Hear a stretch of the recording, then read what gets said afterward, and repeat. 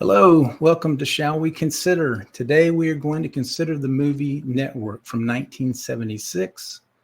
That's also the year of the American Bicentennial. This is a very thought-provoking film. It looks at the dark side of television news. It tells the story of Howard Beale, who's played by Peter Finch. Academy Award-winning performance, by the way. And Howard is an aging anchorman. He's at the end of his career. His ratings are going way down, and the network fires him. Now, he's supposed to appear again on TV, and he has a meltdown. In fact, he threatens suicide. But guess what? This bizarre incident actually turned into a ratings goldmine. So the network, they wanted to exploit it for all it was worth. And poor Howard continued into his descent into madness. Now, the film also criticizes the media industry as a whole. It's where the news corporations prioritize their ratings and profit over authenticity and the truth. Howard's transformation into a raging, ranting populist reflects the film's critique of media manipulation and its ability to exploit public anxieties. Let's take a look. I don't have to tell you things are bad. Everybody knows things are bad. It's a depression. Everybody's out of work or scared of losing their job. The dollar buys a nickel's worth. Banks are going bust. Shopkeepers keep a gun under the counter. Punks are running wild in the street, and there's nobody anywhere who seems to know what to do, and there's no end to it. We know the air is unfit to breathe and our food is unfit to eat. We sit watching our TVs while some local newscaster tells us that today we had 15 homicides and 63 violent crimes, as if that's the way it's supposed to be. We know things are bad, worse than bad. They're crazy. It's like everything everywhere is going crazy, so we don't go out anymore. We sit in the house, and slowly the world we're living in is getting smaller, and all we say is, please, at least leave us alone in our living rooms. Let me have my toaster and my TV and my steel-belted radios, and I won't say anything. Just leave us alone. Well, I'm not going to leave you alone. I want you to get mad.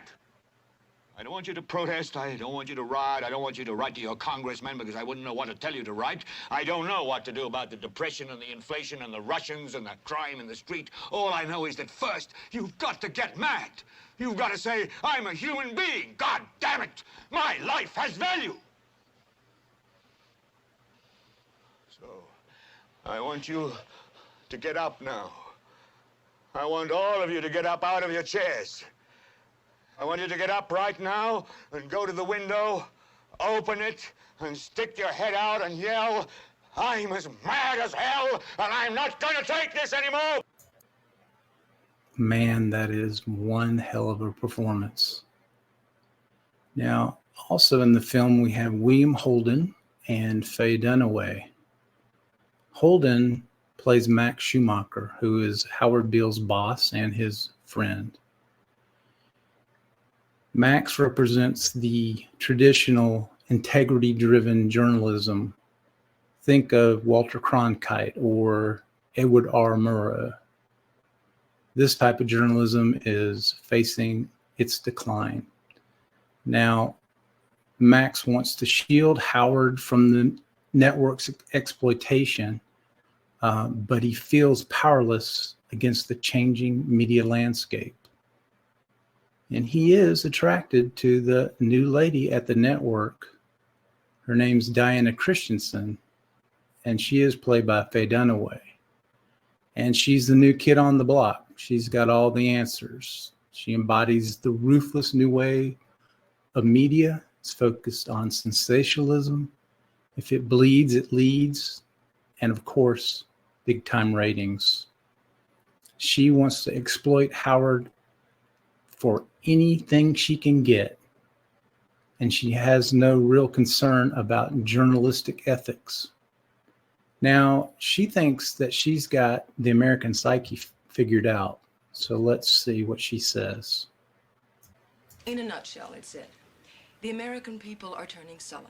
They've been clobbered on all sides by Vietnam, Watergate, the inflation, the depression. They turned off, shot up, and they fuck themselves limp, and nothing helps. So, this concept analysis report concludes the American people want somebody to articulate their rage for them. I've been telling you people since I took this job 6 months ago that I want angry shows. I don't want conventional programming on this network. I want counterculture. I want anti-establishment. Wow. Great performance. Faye Dunaway also won an Academy Award. Now, this was during the 70s, and it was post-World War II, and the economic growth was amazing. Even though in the mid-70s, you started to see a downturn, the middle class was still strong and unions were viable. Now, despite this discontent, there was not as much protest as there was in the 60s. However, many were opposed to the Vietnam War. Now, earlier in 1971, Richard M. Nixon, our president, Tricky Dick, removed the United States from the gold standard, and that paved the way for globalization. What did this mean? Corporations started to restructure. They focused beyond production. This was the rise of mobilized capital, offshoring of labor, and the beginnings of financialization. Robert Duvall is also in this film. He plays Frank Hackett. He's an intermediary between the network and the corporate overlords. He is ruthless in his pursuit of profits. He is ambitious, but he lacks finesse. He wants to turn the failing UBS, the United Broadcast System, into a financial success for the CCA, the powerful media corporation. Now, Ned Beatty plays a small role, but very memorable. He represents the cold, calculating hand of corporate control over media. He is the director of the Communications Corporation of America, CCA. He wields his immense power over the network, and he delivers an amazing, intimidating speech to Howard Beale. This is an epic performance. You have meddled with the primal forces of nature, Mr. Beale, and I won't have it. Is that clear? You think you merely stopped a business deal? That is not the case. The Arabs have taken billions of dollars out of this country, and now they must put it back. It is ebb and flow, tidal gravity. It is ecological balance. You are an old man who thinks in terms of nations and peoples. There are no nations. There are no peoples. There are no Russians. There are no Arabs. There are no third worlds. There is no West. There is only one holistic system of systems. One vast and immane, interwoven, interacting, multivariate, multinational dominion of dollars. Petrodollars, electrodollars, multi-dollars, Reichmarks, Rins, rubles, pounds, and shekels.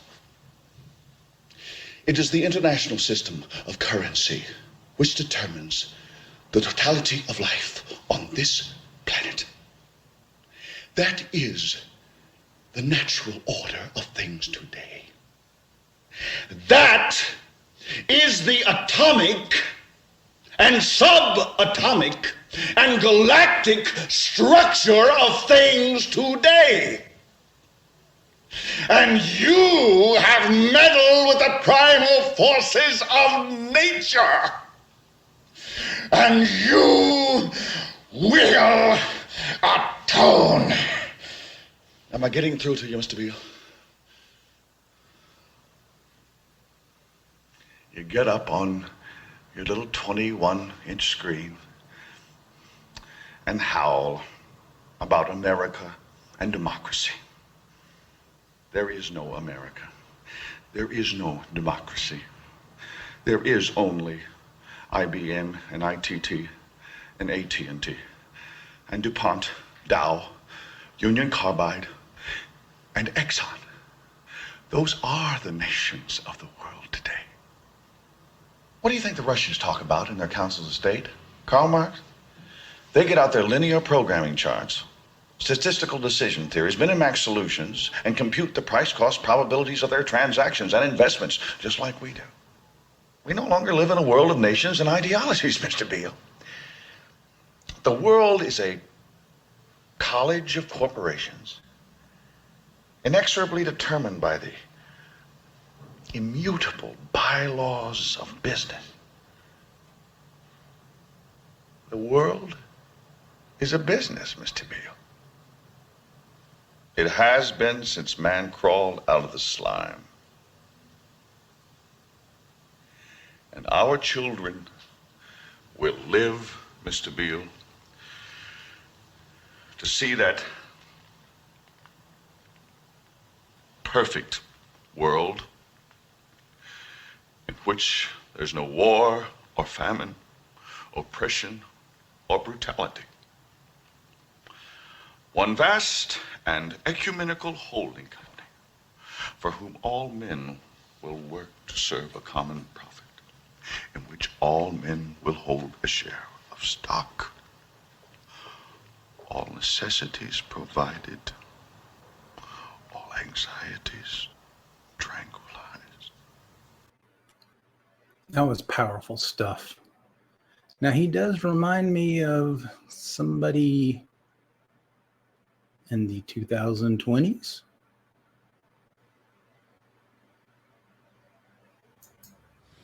You will pay for what you've done, and I pray that God send angels to visit vengeance upon you.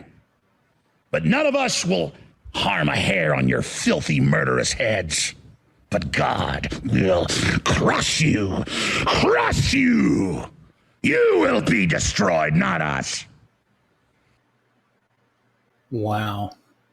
I wouldn't want to piss that guy off. But the content of Jensen's speech reminded me a little more like this guy. It's companies which drive innovation. It's companies who, in a competitive way, drive the fourth industrial revolution, drive social benefits, and so on. Now, the problem which we have is when we talk about capital, we think of financial capital. But actually, what you need for wealth creation is not just financial capital. It's human capital, it's social capital, it's natural capital. So we need to embrace a much larger definition of capital, and all those capitals create in a shared way wealth, and indirectly or directly for a country prosperity. Okay, Alex Jones and Klaus Schwab are kind of like cartoon characters, but some of what they say is very serious. If you listen to Arthur Jensen's speech, he talks about business with no ideologies, no countries. You listen to Klaus Schwab talk about human, social, and natural capital. What exactly does all that mean? Well, let's listen to independent journalist Whitney Webb and what she has to say about some of that. Well, the other side of it is turning everything into a commodity, including things that aren't currently part of the economic system. So that's things like financializing what they call natural capital, or the financial world. Also human capital and social capital. And they've even been pitching, I think, in outlets like New York Magazine, I think it was, like basically selling stock in yourself and like in your future, and like how much money you'll make after a time, and like people can buy stock in your life. I mean, it's getting that your nuts favorite point. blockchain wants to do this. Ethereum wants people to be able to sell personal equity in themselves. Yeah, favorite. Now, Whitney and her friends were having a little bit of fun, but Whitney's very serious about what she writes about. And this capital, human, social, and natural, That's related to global capitalism. And basically, it's a type of corporate management that's based on a collective marketplace, and it transcends geopolitical borders and is not subject to regulation by nation states. Some people are not on board with this. There are globalists. There are many who believe that it's better to have a kind of stakeholder capitalism. And the interesting thing is, though, if this power is transferred to multinational syndicates, it doesn't allow for a lot of room for democracy, nations, or individuals. So if you think about BlackRock, Vanguard, Blackstreet, along with Facebook, Google, and Amazon, that's a lot of data. That's a lot of money. Is it possible that these companies are the new faces of a technocratic financial fascism? That's a pretty bold statement, but let's go back to the movie. After his lesson with Mr. Jensen, Beale returns for another appearance, but he's no longer a savior. He is a messenger of doom and finality. What is finished is the idea that this great country is dedicated to the freedom and flourishing of every individual in it. It's the individual that's finished. It's the single, solitary human being that's finished. It's every single one of you out there that's finished. Because this is no longer a nation of independent individuals. It's a nation of some 200-odd million transistorized, deodorized, whiter than white, steel-belted bodies, totally unnecessary as human beings, and as replaceable as piston rods.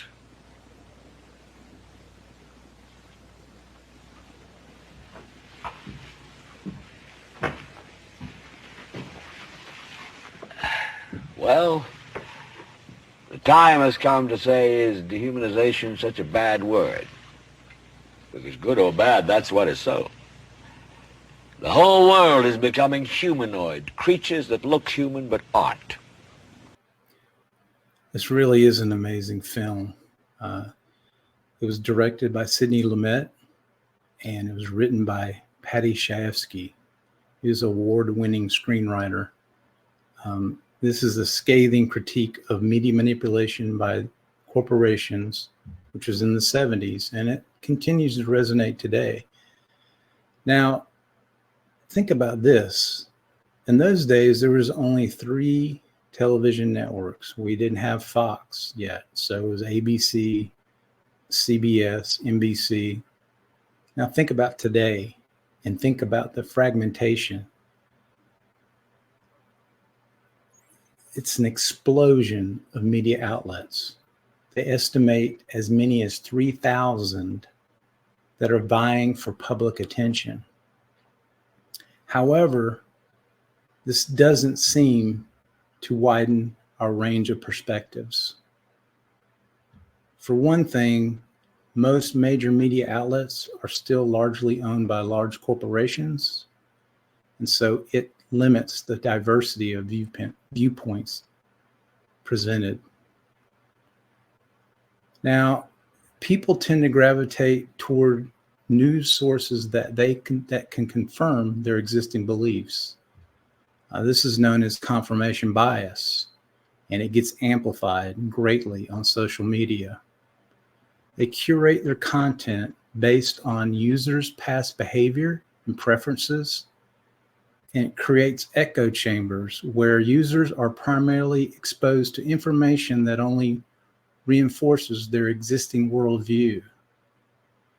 So there's a shift in public engagement with the media.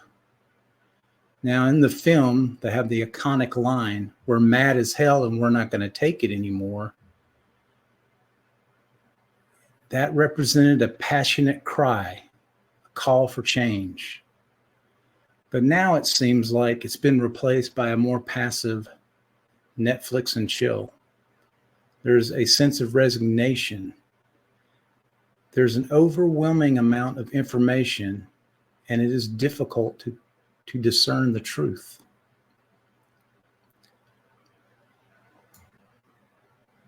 Some compare our times to George Orwell's book, 1984. However, it might be more appropriate to quote Brave New World by Aldous Huxley. A really efficient totalitarian state would be one in which the all-powerful executive of political bosses and their army of managers control a population of slaves who do not have to be coerced because they love their servitude. And what is our servitude? It's the willing complicity to share our personal data with big tech.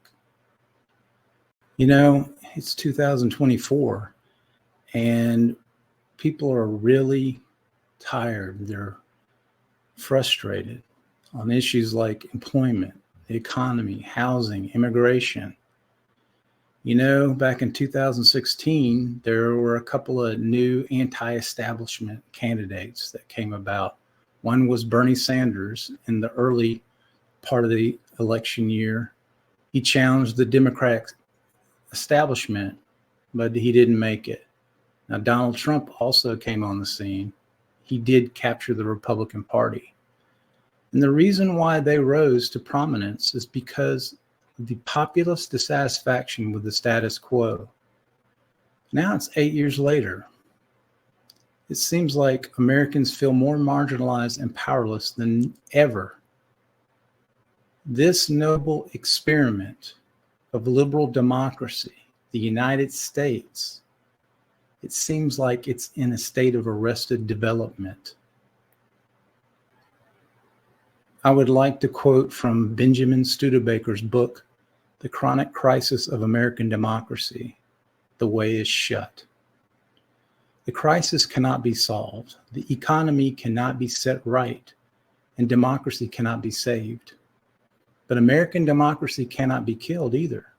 Americans can't imagine any compelling alternative political systems. And so American democracy continues on in a deeply unsatisfying way. Americans invent more elaborate coping mechanisms in a desperate bid to go on. But it becomes increasingly clear that the way is shut. The American political system was made by those who are dead, and the dead keep it. Now, that sounds pretty serious.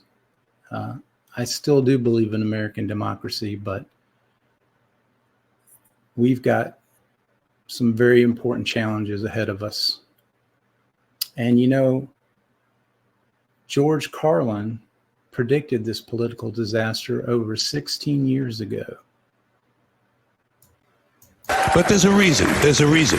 There's a reason for this. There's a reason education sucks, and it's the same reason that it will never, ever, ever be fixed. It's never going to get any better. Don't look for it. Be happy with what you got. Because the owners of this country don't want that. I'm talking about the real owners now. The real owners, the big wealthy business interests that control things and make all the important decisions. Forget the politicians. The politicians are put there to give you the idea that you have freedom of choice. You don't. You have no choice. You have owners. They own you. They own everything. They own all the important land. They own and control the corporations. They've long since bought and paid for the Senate, the Congress, the state houses, the city halls. They got the judges in their back pockets. And they own all the big media companies, so they control just about all of the news and information you get to hear. They got you by the balls. They spend billions of dollars every year lobbying to get what they want. Well, we know what they want. They want more for themselves and less for everybody else. But I'll tell you what they don't want. They don't want a population of citizens capable of critical thinking. They don't want well-informed, well-educated people capable of critical thinking. They're not interested in that. That doesn't help them. That's against their interest. That's right. They don't want people who are smart enough to sit around the kitchen table and figure out how badly they're getting fucked by a system that threw them overboard 30 fucking years ago.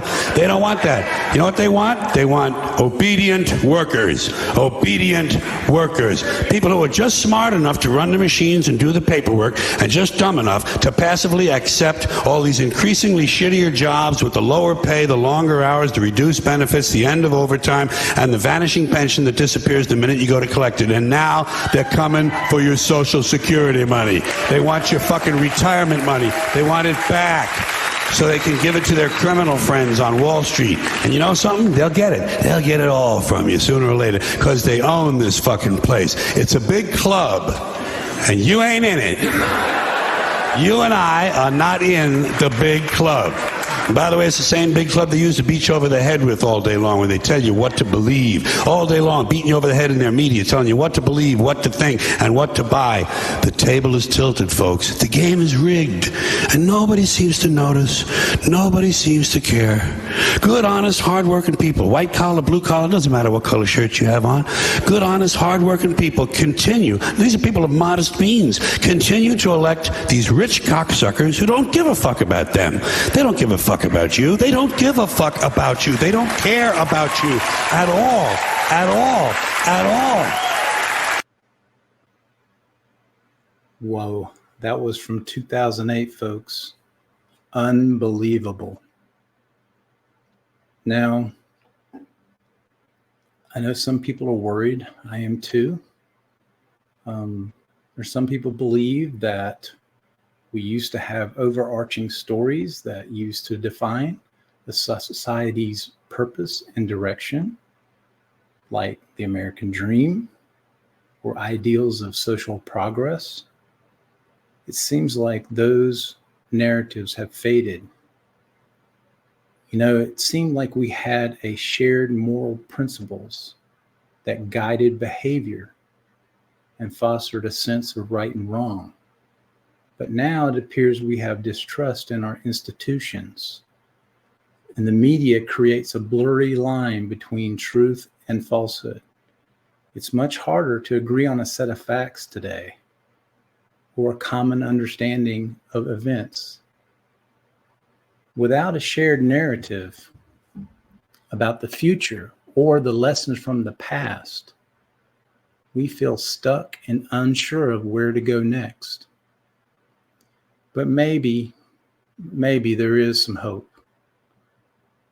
I leave you with the Adam Curtis documentary, Can't Get You Out of My Head.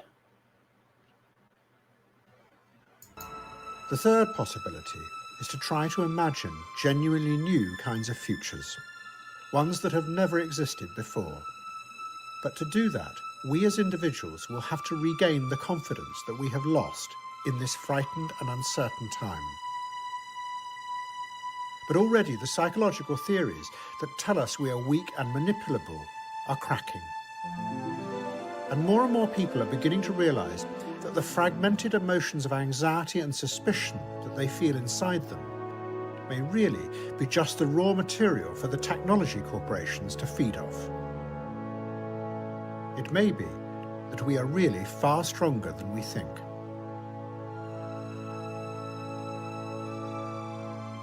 The one thing that is certain is that the world of the future will be different, and that the people in that future will feel and think differently too.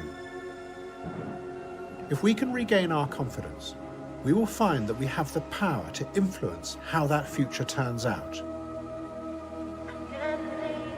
And as a first step, we have to start imagining what kind of future it is we want to build. The anthropologist and activist David Graeber, who died last year, described the forgotten idea that is waiting to be rediscovered, and how thrilling it could be. The ultimate hidden truth of the world, he wrote, is that it is something we make, and could just as easily make differently.